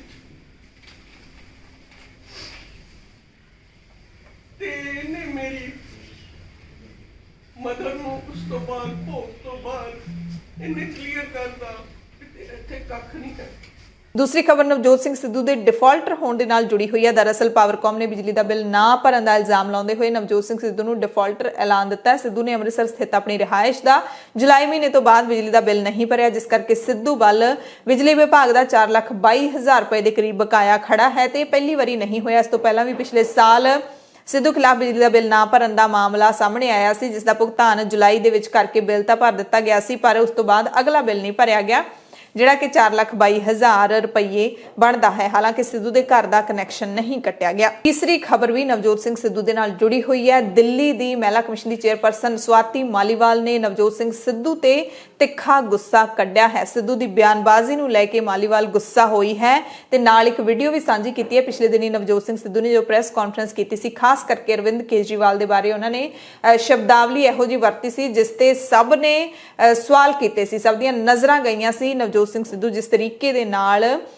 ਕੇਜਰੀਵਾਲ ਨੂੰ ਬੋਲੇ ਸੀ। ਤੇ ਸਵਾਤੀ ਮਾਲੀਵਾਲ ਨੇ ਟਵਿੱਟਰ ਤੇ ਨਵਜੋਤ ਸਿੰਘ ਸਿੱਧੂ ਤੇ ਨਾਰਾਜ਼ਗੀ ਜਤਾਉਂਦੇ ਹੋਏ ਕਰਾਰੇ ਸ਼ਬਦਾਂ ਦੇ ਵਿੱਚ ਸਿੱਧੂ ਨੂੰ ਸਮਝਾਉਣ ਦੀ ਕੋਸ਼ਿਸ਼ ਕੀਤੀ ਹੈ। ਦਿੱਲੀ ਦੇ ਮੁੱਖ ਮੰਤਰੀ ਅਰਵਿੰਦ ਕੇਜਰੀਵਾਲ 3 ਦਿਨਾਂ ਦੌਰੇ ਤੇ ਪੰਜਾਬ ਵਿੱਚ ਪਹੁੰਚ ਗਏ ਨੇ। 28 ਤੋਂ 30 ਜਨਵਰੀ ਤੱਕ ਉਹਨਾਂ ਦਾ ਦੌਰਾ ਚੱਲੇਗਾ। ਜਲੰਧਰ ਤੇ ਅੰਮ੍ਰਿਤਸਰ ਸਮੇਤ ਕਈ ਵਿਧਾਨ ਸਭਾ ਹਲਕਿਆਂ ਦੇ ਵਿੱਚ ਜਾਣਗੇ ਤੇ ਕੇਜਰੀਵਾਲ ਨੇ ਕਿਹਾ ਹੈ ਕਿ ਪੰਜਾਬ ਦੇ ਵਿੱਚ ਮਾਫੀਆ ਰਾਜ ਦੇ ਖਾਤਮੇ ਲਈ ਇੱਕ ਕੱਟੜ ਇਮਾਨਦਾਰ ਸੀਐਮ ਦੀ ਲੋੜ ਹੈ ਤੇ ਉਹ ਭਗਵੰਤ ਮਾਨ ਤੋਂ ਬਿਨਾਂ ਹੋਰ ਕੌਣ ਹੋ ਸਕਦਾ ਹੈ। ਐਨੇ ਦਿਨੀ ਲੱਗਦਾ ਕਿ ਅਰਵਿੰਦ ਕੇਜਰੀਵਾਲ ਨੂੰ ਕੱਟੜ ਸ਼ਬਦ ਬਹੁਤ ਪਸੰਦ ਆ ਗਿਆ, ਕਿਉਂਕਿ ਉਹ ਕਈ ਵਾਰੀ ਕੱਟੜ ਬੋਲਦੇ ਨੇ। ਕੱਟੜ ਇਮਾਨਦਾਰ, ਜੇ ਆਪਾਂ ਦੇਖ ਲਈਏ ਕਿ ਇਮਾਨਦਾਰ ਸ਼ਬਦ ਆਪਣੇ ਆਪ ਦੇ ਵਿੱਚ ਹੀ ਬਹੁਤ ਹੁੰਦਾ। ਜੇ ਅਸੀਂ ਕਿਸੇ ਦੇ ਲਈ ਇਮਾਨਦਾਰ ਸ਼ਬਦ ਵਰਤਦੇ ਹਾਂ, ਯਾਨੀ ਕਿ ਉਹ ਇਮਾਨਦਾਰ ਹੈ। ਕੱਟੜ ਇਮਾਨਦਾਰ ਵਾਰੀ-ਵਾਰੀ ਸ਼ਬਦ ਹੈ ਜਿਹੜਾ ਉਹ ਕੇਜਰੀਵਾਲ ਦੇ ਵੱਲੋਂ ਭਗਵੰਤ ਮਾਨ ਦੇ ਲਈ ਵਰਤਿਆ ਜਾਂਦਾ ਹੈ। ਪਹਿਲੇ ਦਿਨ ਫਲੋਰ ਜ਼ਿਲ੍ਹੇ ਦੇ ਟਾਊਨ ਹਾਲ ਦੇ ਵਿੱਚ ਲੋਕਾਂ ਦੇ ਨਾਲ ਗੱਲਬਾਤ ਕੀਤੀ। ਧੂਰੀ ਤੋਂ ਉਮੀਦਵਾਰ ਭਗਵੰਤ ਮਾਨ ਤੇ ਕੇਜਰੀਵਾਲ ਨੇ ਲੋਕਾਂ ਵੱਲੋਂ ਪੁੱਛੇ ਸਵਾਲਾਂ ਦੇ ਜਵਾਬ ਵੀ ਦਿੱਤੇ। ਕੇਜਰੀਵਾਲ ਨੇ ਕਿਹਾ ਕਿ ਇੱਕ ਪਾਸੇ ਸਾਰੇ ਲੀਡਰ ਨੇ ਤੇ ਦੂਸਰੇ ਪਾਸੇ ਕੱਲੇ ਭਗਵੰਤ ਮਾਨ ਨੇ। ਕੱਟੜ ਇਮਾਨਦਾਰ ਨੇ, ਪਿਛਲੇ 7 ਸਾਲਾਂ ਤੋਂ ਲੋਕ ਸਭਾ ਮੈਂਬਰ ਨੇ, ਪਰ ਅੱਜ ਵੀ ਕਿਰਾਏ ਦੇ ਘਰ 'ਚ ਰਹਿੰਦੇ ਨੇ। ਪੰਜਾਬ ਨੂੰ ਕੱਟੜ ਸੀਐਮ ਹੀ ਚਾਹੀਦਾ ਹੈ। ਕਹਿੰਦੇ ਅਸੀਂ ਕਈ ਘੰਟੇ ਬਹਿ ਕੇ ਗੱਲਾਂ ਕੀਤੀਆਂ ਕਿ ਪੰਜਾਬ ਦੀਆਂ ਸੜਕਾਂ, ਬਿਜਲੀ, ਸਿੱਖਿਆ, ਰੁਜ਼ਗਾਰ, ਸਿਹਤ ਸੁਵਿਧਾਵਾਂ, ਕਿਸਾਨਾਂ ਦੇ ਮਸਲੇ ਕਿਵੇਂ ਹੱਲ ਕਰਨੇ ਨੇ। ਇਹ ਤਾਂ ਹੀ ਹੋਵੇਗਾ ਜਦੋਂ ਕੱਟੜ ਇਮਾਨਦਾਰ ਸਰਕਾਰ ਆਵੇਗੀ। ਅਰਵਿੰਦ ਕੇਜਰੀਵਾਲ ਨੇ ਵੀ ਐਲਾਨ ਕੀਤਾ ਕਿ ਜਿਵੇਂ ਦਿੱਲੀ ਵਿੱਚ ਸਾਰੇ ਸਰਕਾਰੀ ਦਫ਼ਤਰਾਂ ਵਿੱਚ BR ਅੰਬੇਡਕਰ ਤੇ ਭਗਤ ਸਿੰਘ ਦੀਆਂ ਤਸਵੀਰਾਂ ਲਾਈਆਂ ਜਾ ਰਹੀਆਂ ਨੇ, ਜੇ ਪੰਜਾਬ ਦੇ ਵਿੱਚ ਸਾਡੀ ਸਰਕਾਰ ਆਉਂਦੀ ਹੈ ਤਾਂ ਇੱਥੇ ਵੀ ਇਹਨਾਂ ਦੀਆਂ ਤਸਵੀਰਾਂ ਲਾਈਆਂ ਜਾਣਗੀਆਂ। ਉਹਨਾਂ ਨੇ ਕਿਹਾ ਕਿ ਇਸ ਬਾਰੇ ਮੈਂ ਤੇ ਭਗਵੰਤ ਮਾਨ ਜਲਦੀ ਹੀ ਪ੍ਰੈਸ ਕਾਨਫਰੰਸ ਕਰਕੇ ਐਲਾਨ ਕਰਾਂਗੇ। ਇਸ ਸੰਮੇਲਨ ਦੇ ਵਿੱਚ ਬੋਲਦਿਆਂ ਭਗਵੰਤ ਮਾਨ ਨੇ ਆਮ ਆਦਮੀ ਪਾਰਟੀ ਦੀ ਸਰਕਾਰ ਆਉਣ ਤੇ ਪੁਲਿਸ ਦੇ ਕੰਮ ਵਿੱਚ ਸਿਆਸੀ ਦਖਲਅੰਦਾਜ਼ੀ ਬੰਦ ਕਰਨ ਦੀ ਗੱਲ ਦੁਹਰਾਈ। ਵਪਾਰ ਕਰਨ ਤੇ ਖੇਤੀ ਕਰਨ ਲਈ ਢੁਕਵਾਂ ਮਾਹੌਲ ਦੇਣ ਦਾ ਵੀ ਵਾਅਦਾ ਕੀਤਾ। ਉਹਨਾਂ ਨੇ ਕਿਹਾ ਕਿ ਦਿੱਲੀ ਦੇ ਸਰਕਾਰੀ ਸਕੂਲਾਂ ਵਿੱਚ ਬਿਨਾਂ ਕਿਸੇ ਵਖਰੇਵੇਂ ਤੋਂ ਮਿਆਰੀ ਸਿੱਖਿਆ ਚੱਲ ਰਹੀ ਹੈ ਤੇ ਅਸੀਂ ਪੰਜਾਬ ਦੇ ਸਕੂਲਾਂ ਨੂੰ ਵੀ ਦਿੱਲੀ ਦੇ ਸਕੂਲਾਂ ਦੀ ਤਰਜ਼ ਤੇ ਬਣਾ ਦੇਵਾਂਗੇ। ਕਾਂਗਰਸ ਲੀਡਰ ਰਾਹੁਲ ਗਾਂਧੀ 27 ਜਨਵਰੀ ਨੂੰ ਪੰਜਾਬ ਆਏ ਸੀ। ਸੀਐਮ ਦੇ ਚਿਹਰੇ ਨੂੰ ਲੈ ਕੇ ਉਹਨਾਂ ਨੇ ਐਲਾਨ ਕਰ ਹੀ ਦਿੱਤਾ ਹੈ ਤੇ ਹੁਣ ਟਵੀਟ ਕਰਕੇ ਵੀ ਆਪਣੀ ਸਥਿਤੀ ਸਪਸ਼ਟ ਕਰ ਦਿੱਤੀ ਹੈ। ਉਹਨਾਂ ਨੇ ਕਿਹਾ ਕਿ ਪੰਜਾਬ ਦੀ ਜਨਤਾ ਤੇ ਕਾਂਗਰਸ ਵਰਕਰ ਜਾਣਨਾ ਚਾਹੁੰਦੇ ਨੇ ਕਿ ਅਸੀਂ ਮੁੱਖ ਮੰਤਰੀ ਉਮੀਦਵਾਰ ਦੇ ਨਾਮ ਦਾ ਐਲਾਨ ਕਰੀਏ। ਮੇਰਾ ਵਾਅਦਾ ਹੈ ਜਲਦ ਹੀ ਤੁਹਾਡੇ ਸਾਰਿਆਂ ਦੀ ਪਸੰਦ ਦਾ ਇੱਕ ਨਾਮ ਤੁਹਾਡੇ ਸਾਹਮਣੇ ਰੱਖਾਂਗੇ। ਪੰਜਾਬ ਦੇ ਬਾਕੀ ਸਾਰੇ ਲੀਡਰ ਤੇ ਮੈਂ ਮਿਲ ਕੇ ਨਵੀਂ ਸਰਕਾਰ ਨੂੰ ਮਜ਼ਬੂਤ ਕਰਾਂਗੇ। ਰਾਹੁਲ ਗਾਂਧੀ ਦੇ ਬਿਆਨ ਤੋਂ ਬਾਅਦ ਮੁੱਖ ਮੰਤਰੀ ਚਰਨਜੀਤ ਸਿੰਘ ਚੰਨੀ ਨੇ ਵੀ ਰਾਹੁਲ ਦਾ ਧੰਨਵਾਦ ਕੀਤਾ ਹੈ। ਟਵੀਟ ਕੀਤਾ ਕਿ ਮੈਂ ਪੰਜਾਬੀਆਂ ਦੀ ਮੰਗ ਮੰਨਣ ਲਈ ਰਾਹੁਲ ਗਾਂਧੀ ਦਾ ਧੰਨਵਾਦ ਕਰਦਾ ਹਾਂ। ਹਾਈਕਮਾਂਡ ਨੂੰ ਭਰੋਸਾ ਵੀ ਦਿਵਾਉਂਦਾ ਹਾਂ ਕਿ ਅਸੀਂ ਇਕਜੁੱਟ ਹੋ ਕੇ ਪੰਜਾਬ ਦੀ ਬਿਹਤਰੀ ਲਈ ਕੰਮ ਕਰਾਂਗੇ ਤੇ ਮੈਂ ਐਲਾਨੇ ਉਮੀਦਵਾਰ ਦੇ ਲਈ ਪ੍ਰਚਾਰ ਕਰਨ ਵਾਲਾ ਪਹਿਲਾ ਵਿਅਕਤੀ ਹੋਵਾਂਗਾ। ਇਹ ਵੀ ਉਹਨਾਂ ਨੇ ਦਾਅਵਾ ਕੀਤਾ ਹੈ। ਵਿਰੋਧੀ ਪਾਰਟੀਆਂ ਦੀ ਗੱਲ ਕਰ ਲਈਏ ਤਾਂ ਸ਼੍ਰੋਮਣੀ ਅਕਾਲੀ ਦਲ ਦੇ ਪ੍ਰਧਾਨ ਸੁਖਬੀਰ ਸਿੰਘ ਬਾਦਲ ਨੇ ਮੁੱਖ ਮੰਤਰੀ ਦੇ ਅਹੁਦੇ ਦੇ ਲਈ ਨਾ ਚੰਨੀ ਤੇ ਨਾ ਸਿੱਧੂ ਦੋਵਾਂ ਨੂੰ ਫਿੱਟ ਨਹੀਂ ਦੱਸਿਆ। ਇੱਕ ਟੀਵੀ ਚੈਨਲ ਨੂੰ ਇੰਟਰਵਿਊ ਦੇ ਰਹੇ ਸੀ। ਕਹਿੰਦੇ ਦੋਵੇਂ ਕੰਮ ਦੇ ਬੰਦੇ ਨਹੀਂ ਹੈਗੇ, ਮੁੱਖ ਮੰਤਰੀ ਦੇ ਅਹੁਦੇ ਤੇ ਫਿੱਟ ਨਹੀਂ ਬਹਿੰਦੇ, ਨਾ ਹੀ ਦੋਵਾਂ ਦਾ ਕੋਈ ਸਟੈਂਡ ਹੈ। ਅਕਾਲੀ ਦਲ ਦੇ ਪ੍ਰਧਾਨ ਨੇ ਚੰਨੀ ਤੇ ਸਿੱਧੂ ਦੋਵਾਂ ਦੇ ਲਈ ਯੂਜ਼ਲੈਸ ਸ਼ਬਦ ਦੀ ਵਰਤੋਂ ਵੀ ਕੀਤੀ। ਕਾਂਗਰਸ ਨੂੰ ਚੁਣੌਤੀ ਵੀ ਦਿੱਤੀ ਕਿ 5 ਸਾਲਾਂ ਦੀ ਇੱਕ ਪ੍ਰਾਪਤੀ ਗਿਣਾ ਕੇ ਦੱਸ ਦਿਓ ਤੁਸੀਂ। ਦਾਅਵਾ ਕੀਤਾ ਕਿ ਕਾਂਗਰਸ ਸਰਕਾਰ ਦੀਆਂ 5-5 ਸਾਲ ਦੀਆਂ 2 ਟਰਮਾਂ ਅਕਾਲੀ ਦਲ ਦੇ 10 ਸਾਲਾ ਕਾਰਜਕਾਲ ਦੇ ਮੂਹਰੇ ਜ਼ੀਰੋ ਨੇ। ਇਹ ਵੀ ਕਹਿ ਗਏ ਕਿ ਕਾਂਗਰਸ ਪਾਰਟੀ ਇਸ ਵਾਰ ਪੰਜਾਬ ਦੇ ਵਿੱਚ ਸਰਕਾਰ ਬਣਾਉਣ ਦੀ ਦੌੜ ਵਿੱਚੋਂ ਬਾਹਰ ਹੈ। ਪੰਜਾਬ ਦੇ ਮੁੱਖ ਮੰਤਰੀ ਚਰਨਜੀਤ ਸਿੰਘ ਚੰਨੀ ਦੇ ਭਰਾ ਪੂਰੀ ਤਰ੍ਹਾਂ ਦੇ ਨਾਲ ਬਾਗੀ ਹੋ ਚੁੱਕੇ ਨੇ। ਕਾਂਗਰਸ ਦੇ ਵਿੱਚ ਬਗਾਵਤ ਥੰਮਣ ਦਾ ਨਾਮ ਨਹੀਂ ਲੈ ਰਹੀ ਹੈ। ਡਾਕਟਰ ਮਨੋਹਰ ਸਿੰਘ ਚਰਨਜੀਤ ਸਿੰਘ ਚੰਨੀ ਦੇ ਭਰਾ ਨੇ। ਉਹਨਾਂ ਨੇ ਹਲਕਾ ਬਸੀ ਪਠਾਣਾ ਤੋਂ ਟਿਕਟ ਨਾ ਮਿਲਣ ਕਰਕੇ ਆਜ਼ਾਦ ਉਮੀਦਵਾਰ ਦੇ ਵਜੋਂ ਨਾਮਜ਼ਦਗੀ ਦਾਖਲ ਕਰ ਦਿੱਤੀ ਹੈ। ਉਹਨਾਂ ਨੇ ਕਿਹਾ ਕਿ ਲੋਕਾਂ ਦਾ ਮੈਨੂੰ ਪਿਆਰ ਮਿਲ ਰਿਹਾ ਹੈ, ਇਸ ਕਰਕੇ ਮੈਂ ਇੱਥੋਂ ਚੋਣ ਜਿੱਤਾਂਗਾ। ਹਲਕੇ ਦੇ ਵੋਟਰਾਂ ਨੂੰ ਸਾਥ ਦੇਣ ਦੀ ਅਪੀਲ ਵੀ ਕੀਤੀ। ਸ਼੍ਰੋਮਣੀ ਅਕਾਲੀ ਦਲ ਨੇ ਪੰਜਾਬ ਦੇ ਵੱਖ-ਵੱਖ ਮੁੱਦਿਆਂ ਤੇ ਪ੍ਰੈਸ ਕਾਨਫਰੰਸ ਵੀ ਕੀਤੀ। ਸਰਕਾਰੀ ਮਸ਼ੀਨਰੀ ਦੀ ਦੁਰਵਰਤੋਂ, ਨਵਜੋਤ ਸਿੱਧੂ ਦੀ ਭੈਣ ਵੱਲੋਂ ਜਿਹੜੇ ਇਲਜ਼ਾਮ ਲਾਏ ਗਏ ਨੇ ਉਸ ਤੇ ਵੀ ਉਹਨਾਂ ਨੇ ਬਿਆਨ ਦਿੱਤਾ ਹੈ ਤੇ ਸੂਬੇ ਦੀ ਖੁਫੀਆ ਏਜੰਸੀ ਨੂੰ ਕਾਂਗਰਸ ਦੇ ਵੱਲੋਂ ਇੱਕ ਪ੍ਰਾਈਵੇਟ ਕੰਪਨੀ ਦੇ ਮੁਤਾਬਿਕ ਚਲਾਇਆ ਜਾ ਰਿਹਾ ਹੈ, ਇਹ ਵੱਡਾ ਇਲਜ਼ਾਮ ਲਾਇਆ ਹੈ। ਪੰਜਾਬ ਮਾਡਲ ਪੰਜਾਬ ਦੇ ਵਿੱਚ ਇਸ ਤਰ੍ਹਾਂ ਹੁੰਦਾ ਜੀ, ਕੋਈ ਆਪਣੀ ਮਦਰ ਨੂੰ, ਕੋਈ ਆਪਣੀ ਸਿਸਟਰ ਨੂੰ ਐਵੇਂ ਕਰਦਾ ਹੈ। ਔਰ ਫਿਰ ਕਿਸੇ ਦੋਸਤ ਨੇ ਗੱਡੀ ਦਿੱਤੀ ਜਿਹਦੇ ਨਾਲ ਮਾਤਾ ਜੀ ਉੱਥੇ ਪਹੁੰਚੇ ਔਰ ਸਿਸਟਰ ਜਿਹੜੀ ਉਹਨਾਂ ਦੀ ਉਹ ਇੱਥੇ ਆ ਕੇ ਕਹਿ ਰਹੇ ਨੇ ਕਿ ਸਾਡਾ ਜਿਹੜਾ ਹੱਕ ਇਹਨਾਂ ਨੇ ਦੱਬਿਆ, ਮਾਰਿਆ, ਜਿਹੜਾ ਬਹੁਤ ਇਮਾਨਦਾਰੀ ਦਾ ਬਿੱਲਾ ਲਾਈ ਫਿਰਦੇ ਸੀ, ਉਹ ਤਾਂ ਕਹਿੰਦੇ ਹੁੰਦੇ ਆ ਅਖੀਰ ਦੇ ਵਿੱਚ ਓੜਕ ਸੱਚ ਰਹੀ, ਕੂੜ ਨੇ ਖੁੱਟੇ ਨਾਨਕਾ ਓੜਕ ਸੱਚ ਰਹੀ। ਉਹ ਤਾਂ ਸਾਹਮਣੇ ਸੱਚ ਵਾਲੀ ਗੱਲ ਤਾਂ ਸਾਹਮਣੇ ਆ ਗਈ। ਹੁਣ ਮੇਰੇ ਸਵਾਲ ਨੇ ਕੁਛ ਇਹਦੇ ਵਿੱਚ, ਸਾਰੀ ਗੱਲ ਇਸ ਗੱਲ ਦੇ ਬੇਸਡ ਵੀ ਨੇ, ਵੈਸੇ ਵੀ ਨੇ। ਇੱਕ ਤਰ੍ਹਾਂ ਦਾ ਮੈਂ ਉਹਨਾਂ ਦਾ ਨਿੱਜੀ ਮਸਲਾ ਸਮਝਦਾ, ਲੇਕਿਨ ਕਿਉਂਕਿ ਉਹਨਾਂ ਨੇ ਪ੍ਰੈਸ ਕਾਨਫਰੰਸ ਕਰਕੇ ਆਪਣੇ ਹੱਕ ਦੀ ਮੰਗ ਲਈ ਪੰਜਾਬੀਆਂ ਤੋਂ ਮਦਦ ਮੰਗੀ ਹੈ, ਉਹਨਾਂ ਨੇ ਖੁੱਲ੍ਹ ਕੇ ਗੱਲ ਕਹੀ ਹੈ ਕਿ ਮੈਂ ਮਦਦ ਲੈਣ ਆਈ ਹਾਂ। ਇਸ ਕਰਕੇ ਮੇਰੇ ਕੁਝ ਪ੍ਰਸ਼ਨ ਉੱਠਦੇ ਹੈ ਕਿ ਕੀ ਪੰਜਾਬ ਦਾ ਇੱਕ ਪਾਸਾ ਤਾਂ ਕਲਚਰ ਜਿਹੜਾ ਹੈ ਪੰਜਾਬ ਦੀ, ਜਿਸ ਤੇ ਪੰਜਾਬ ਦੇ ਵਿੱਚ ਤਾਂ ਇਹ ਆਪਾਂ ਪ੍ਰਾਈਡ ਲੈਂਦੇ ਹਾਂ ਕਿ ਇਹ ਤਾਂ ਆਪਣੇ ਮਾਂ ਤੋਂ ਉੱਪਰ ਤਾਂ ਕੁਛ ਵੀ ਨਹੀਂ ਹੁੰਦਾ। ਹੁਣ ਮੈਨੂੰ ਪੁੱਛੋ ਮਾਂ ਕੀ ਹੁੰਦਾ, ਮੈਂ ਤੁਹਾਨੂੰ ਦੱਸਾਂਗਾ ਕਿ ਮਾਤਾ ਜੀ ਤਾਂ ਮਾਤਾ ਜੀ ਹੁੰਦੇ, ਮਾਂ ਤਾਂ ਮਾਂ ਹੁੰਦੀ ਹੁੰਦੀ ਹੈ। ਲੇਕਿਨ ਉਹ ਤੋਂ ਇੱਕ ਵੱਡੀ ਗੱਲ ਵੀ ਹੁੰਦੀ ਹੈ ਕਿ ਜੇ ਰੱਬ ਤੋਂ ਦੂਜਾ ਦਰਜਾ, ਬਲਕਿ ਕਹਿੰਦੇ ਕਿ ਰੱਬ ਪਰਮਾਤਮਾ ਇੱਥੇ ਦੁਨੀਆ 'ਚ ਇਸ ਕਰਕੇ ਨਹੀਂ ਆਇਆ ਕਿਉਂਕਿ ਉਹਨਾਂ ਨੇ ਮਾਂ ਭੇਜਤੀ। ਤਾਂ ਉਸ ਰਿਸ਼ਤੇ ਦਾ ਜੋ ਕੀਤਾ ਉਹ ਤਾਂ ਇੱਕ ਅਲੱਗ ਗੱਲ ਹੈ। ਲੇਕਿਨ ਦੂਸਰੀ ਗੱਲ ਇਹ ਹੈ ਕਿ ਜਿਹੜਾ ਰੋਜ਼ ਪੰਜਾਬ ਦੇ ਸਾਹਮਣੇ ਗੱਲ ਕੀਤੀ ਜਾ ਰਹੀ ਹੈ ਕਿ ਪੰਜਾਬ ਮਾਡਲ, ਦੋ ਪਾਰਟੀਆਂ ਕਰ ਰਹੀਆਂ ਨੇ, ਇੱਕ ਇਹ ਕਾਂਗਰਸ ਵਾਲੇ ਕਰ ਰਹੇ ਨੇ ਤੇ ਇੱਕ ਹੋਰ ਜਿਹੜੇ ਬਹਿਰੂਪੀਏ ਦਿੱਲੀ ਤੋਂ ਆਏ ਤੁਰੇ ਫਿਰਦੇ ਆ। ਅਗਲੀ ਖਬਰ ਦੇ ਲਈ ਕਹਾਵਤ ਬੜੀ ਢੁਕਵੀਂ ਬੈਠਦੀ ਹੈ, ਹੱਥ ਨਾ ਪਹੁੰਚੇ ਥੂ ਕੌੜੀ। ਦਰਅਸਲ BJP leader Harjit Grewal ticket ਨਾ ਮਿਲਣ ਤੋਂ ਬਾਅਦ ਬੋਲੇ ਨੇ, ਕਹਿੰਦੀ ਪਹਿਲੀ ਗੱਲ ਤਾਂ ਇਹ ਹੈ ਕਿ ਮੈਂ ਟਿਕਟ ਮੰਗੀ ਹੀ ਨਹੀਂ, ਇਸ ਲਈ ਟਿਕਟ ਕੱਟੀ ਤਾਂ ਜਾਊਗੀ ਜੇ ਮੈਂ ਟਿਕਟ ਮੰਗੀ ਹੋਵੇ। ਕਹਿੰਦੇ ਮੈਂ ਅੱਜ ਤੱਕ ਆਪਣਾ ਰੋਲ ਤੈਅ ਨਹੀਂ ਕੀਤਾ ਕਿ ਮੈਂ ਕਰਨਾ ਕੀ ਆ, ਮੈਨੂੰ ਤਾਂ ਜਥੇਬੰਦੀ ਦੱਸਦੀ ਹੈ, ਸਾਡੀ ਪਾਰਟੀ ਦੱਸਦੀ ਹੈ ਕਿ ਮੈਂ ਕੀ ਕਰਨਾ ਹੈ। ਗਰੇਵਾਲ ਨੇ ਦਾਅਵਾ ਕਰਦਿਆਂ ਕਿਹਾ ਕਿ ਮੈਨੂੰ ਪਹਿਲਾਂ ਹੀ ਪਤਾ ਸੀ ਕਿ ਮੈਂ ਚੋਣਾਂ ਨਹੀਂ ਲੜਨੀਆਂ, ਮੈਨੂੰ ਟਿਕਟ ਨਾ ਮਿਲਣ ਬਾਰੇ 2 ਮਹੀਨੇ ਪਹਿਲਾਂ ਹੀ ਪਤਾ ਸੀ, ਇਸ ਕਰਕੇ ਇਸ ਨੂੰ ਮੀਡੀਆ ਇਸ਼ੂ ਨਾ ਬਣਾਇਆ ਜਾਵੇ। ਗਰੇਵਾਲ ਨੇ ਟਿਕਟਾਂ ਮਿਲਣ ਵਾਲੇ ਉਮੀਦਵਾਰਾਂ ਨੂੰ ਵਧਾਈਆਂ ਵੀ ਦਿੱਤੀਆਂ ਨੇ। ਉਧਰ ਮਲੋਟ ਤੋਂ ਕਾਂਗਰਸੀ ਉਮੀਦਵਾਰ ਰੁਪਿੰਦਰ ਕੌਰ ਰੂਬੀ, ਜੋ ਪਹਿਲਾਂ ਆਮ ਆਦਮੀ ਪਾਰਟੀ ਵੱਲੋਂ ਵਿਧਾਇਕ ਬਣੀ ਸੀ, ਰੂਬੀ ਨੂੰ ਚੋਣ ਕਮਿਸ਼ਨ ਨੇ ਕਾਰਨ ਦੱਸੋ ਨੋਟਿਸ ਜਾਰੀ ਕਰ ਦਿੱਤਾ ਹੈ। ਪਿਛਲੇ ਦਿਨੀ ਰੁਪਿੰਦਰ ਰੂਬੀ ਨੇ ਆਪਣੇ ਚੋਣ ਦਫ਼ਤਰ ਦੇ ਉਦਘਾਟਨ ਮੌਕੇ ਟਰਾਂਸਪੋਰਟ ਮੰਤਰੀ ਰਾਜਾ ਵੜਿੰਗ ਦੀ ਹਾਜ਼ਰੀ ਵਿੱਚ ਵੱਡਾ ਇਕੱਠ ਕੀਤਾ ਸੀ, ਜਦਕਿ ਕੋਵਿਡ ਕਾਰਨ 10 ਜਣਿਆਂ ਤੋਂ ਵੱਧ ਦਾ ਇਕੱਠ ਕਰਨ ਤੇ ਰੋਕ ਲੱਗੀ ਹੋਈ ਹੈ। ਹਾਲਾਂਕਿ 300 ਤੱਕ ਦਾ ਇਕੱਠ ਕੀਤਾ ਜਾ ਸਕਦਾ ਹੈ। ਵਿਕਰਮ ਮਜੀਠੀਆ ਤੇ ਨਵਜੋਤ ਸਿੰਘ ਸਿੱਧੂ ਦੇ ਨਾਲ ਜੁੜੀ ਇੱਕ ਹੋਰ ਅਪਡੇਟ ਤੁਹਾਨੂੰ ਦੱਸ ਦਿੰਦੇ ਹਾਂ। ਦਰਅਸਲ ਕਾਗਜ਼ ਭਰਨ ਤੋਂ ਬਾਅਦ, ਨਾਮਜ਼ਦਗੀ ਦਾਖਲ ਕਰਨ ਤੋਂ ਬਾਅਦ ਵਿਕਰਮ ਮਜੀਠੀਆ ਨੇ ਨਵਜੋਤ ਸਿੰਘ ਸਿੱਧੂ ਬਾਰੇ ਵੀ ਬਿਆਨ ਦਿੱਤਾ ਹੈ। ਉਹ ਵੀ ਹਲਕੇ ਫੁਲਕੇ ਅੰਦਾਜ਼ ਦੇ ਵਿੱਚ ਹੀ ਨਿਸ਼ਾਨਾ ਲਾਇਆ ਹੈ। ਕਹਿੰਦੇ ਨਵਜੋਤ ਸਿੰਘ ਸਿੱਧੂ ਨਾ ਅੰਮ੍ਰਿਤਸਰ ਦੇ ਹੋਏ, ਨਾ ਅੰਮ੍ਰਿਤਸਰ ਪੂਰਬੀ ਦੇ ਹੋਏ, ਨਾ ਭਾਜਪਾ ਦੇ ਹੋਏ, ਨਾ ਕਾਂਗਰਸ ਦੇ ਹੋਏ, ਨਾ ਸ਼੍ਰੋਮਣੀ ਅਕਾਲੀ ਦਲ ਦੇ ਹੋਏ, ਇਸ ਲਈ ਨਾ ਨਵਜੋਤ ਸਿੰਘ ਸਿੱਧੂ ਨੇ ਤੁਹਾਡਾ ਹੋਣਾ, ਨਾ ਹੀ ਪੰਜਾਬ ਦੇ ਲੋਕਾਂ ਦਾ ਹੋਣਾ। ਕਹਿੰਦੇ ਨਵਜੋਤ ਸਿੰਘ ਸਿੱਧੂ ਮੇਰੇ ਨਾਲ ਜਿੱਥੇ ਮਰਜ਼ੀ ਮੁਕਾਬਲਾ ਕਰ ਲੈਣ। ਮਜ਼ਾਕੀਆ ਲਹਿਜ਼ੇ ਦੇ ਵਿੱਚ ਕਿਹਾ ਕਿ ਹੁਣ ਤਾਂ ਭਾਗ ਸਿੱਧੂ ਭਾਗ ਹੀ ਹੋਵੇਗਾ। ਖਬਰ ਗੁਰਦਾਸਪੁਰ ਤੋਂ ਹੈ, ਜਿੱਥੇ ਬੀਐਸਐਫ ਦੇ ਸੈਕਟਰ ਗੁਰਦਾਸਪੁਰ ਅਧੀਨ ਆਉਂਦੀ 99ਵੀਂ ਬਟਾਲੀਅਨ ਦੀ ਬੀਓਪੀ ਚੰਦੂ ਵਡਾਲਾ ਤੇ ਤੜਕਸਾਰ ਸੰਘਣੀ ਧੁੰਦ ਦੌਰਾਨ ਬੀਐਸਐਫ ਜਵਾਨਾਂ ਤੇ ਨਸ਼ਾ ਤਸਕਰਾਂ ਦਰਮਿਆਨ ਮੁਕਾਬਲਾ ਹੋ ਗਿਆ, ਜਿਸ ਦੌਰਾਨ ਬੀਐਸਐਫ ਦਾ ਜਵਾਨ ਗੋਲੀ ਲੱਗਣ ਕਾਰਨ ਗੰਭੀਰ ਜ਼ਖਮੀ ਹੋ ਗਿਆ। ਅੰਮ੍ਰਿਤਸਰ ਦੇ ਹਸਪਤਾਲ ਦੇ ਵਿੱਚ ਦਾਖਲ ਕਰਵਾਇਆ ਗਿਆ ਹੈ। ਬੀਐਸਐਫ ਜਵਾਨਾਂ ਨੇ 49 ਕਿਲੋ ਦੇ ਕਰੀਬ ਹੈਰੋਇਨ ਬਰਾਮਦ ਕੀਤੀ ਹੈ ਤਸਕਰਾਂ ਤੋਂ, ਨਾਲ ਹੀ AK-47 ਮੈਗਜ਼ੀਨ, 74 ਕਾਰਤੂਸ, 2 ਪਿਸਟਲ, 47 ਕਾਰਤੂਸ, 5 ਪੋਟਲੀਆਂ ਅਫੀਮ ਦੀਆਂ ਬਰਾਮਦ ਕੀਤੀਆਂ ਨੇ। ਪਲਾਸਟਿਕ ਦੀ ਪਾਈਪ ਰਾਹੀਂ ਕੰਡਿਆਲੀ ਤਾਰ ਵਿੱਚ ਪਾ ਕੇ ਭੇਜੀਆਂ ਸੀ। ਬੁਲੇਟਿਨ ਦੇ ਵਿੱਚ ਕੁਝ ਖਾਸ ਵੱਡੀਆਂ ਖਬਰਾਂ ਪੂਰੇ ਭਾਰਤ ਤੇ ਪੂਰੀ ਦੁਨੀਆ ਤੋਂ। ਸਭ ਤੋਂ ਪਹਿਲੀ ਖਬਰ ਬਿਹਾਰ ਤੋਂ ਹੈ, ਜਿੱਥੇ ਵਿਦਿਆਰਥੀਆਂ ਨੇ ਬਿਹਾਰ ਨੂੰ ਬੰਦ ਕਰਨ ਦਾ ਸੱਦਾ ਦਿੱਤਾ। ਸ਼ੁੱਕਰਵਾਰ ਨੂੰ ਰੇਲਵੇ ਭਰਤੀ ਬੋਰਡ ਦੇ ਵੱਲੋਂ ਗੈਰ ਤਕਨੀਕੀ ਪ੍ਰਸਿੱਧ ਸ਼੍ਰੇਣੀ RRB NTPC ਦੇ ਨਤੀਜਿਆਂ ਦੇ ਵਿੱਚ ਵੱਖ-ਵੱਖ ਅਸਾਮੀਆਂ ਦੀ ਭਰਤੀ ਵਿੱਚ ਧਾਂਦਲੀ ਅਤੇ ਲਾਪਰਵਾਹੀ ਦੇ ਇਲਜ਼ਾਮ ਲਾਉਣ ਤੋਂ ਬਾਅਦ ਬਿਹਾਰ ਦੇ ਵਿਦਿਆਰਥੀਆਂ ਦਾ ਜਿਹੜਾ ਪ੍ਰਦਰਸ਼ਨ ਉਹ ਭਖਿਆ ਹੋਇਆ। ਕਈ ਵਿਦਿਆਰਥੀ ਜਥੇਬੰਦੀਆਂ ਨੇ ਸ਼ੁੱਕਰਵਾਰ ਨੂੰ ਬਿਹਾਰ ਬੰਦ ਦਾ ਸੱਦਾ ਦਿੱਤਾ।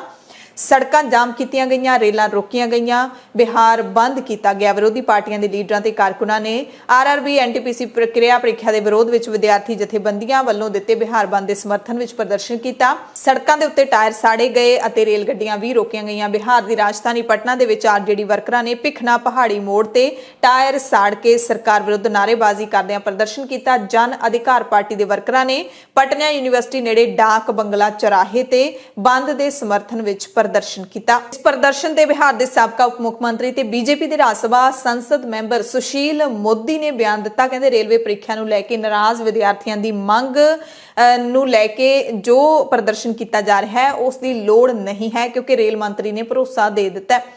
ਉਹਨਾਂ ਕਿਹਾ ਕਿ ਵੀਰਵਾਰ ਨੂੰ ਰੇਲ ਮੰਤਰੀ ਅਸ਼ਵਨੀ ਵੈਸ਼ਨਵ ਨੇ ਭਰੋਸਾ ਦਿੱਤਾ ਹੈ ਕਿ ਗਰੁੱਪ ਡੀ ਦੀ ਇੱਕ ਹੀ ਪ੍ਰੀਖਿਆ ਹੋਵੇਗੀ।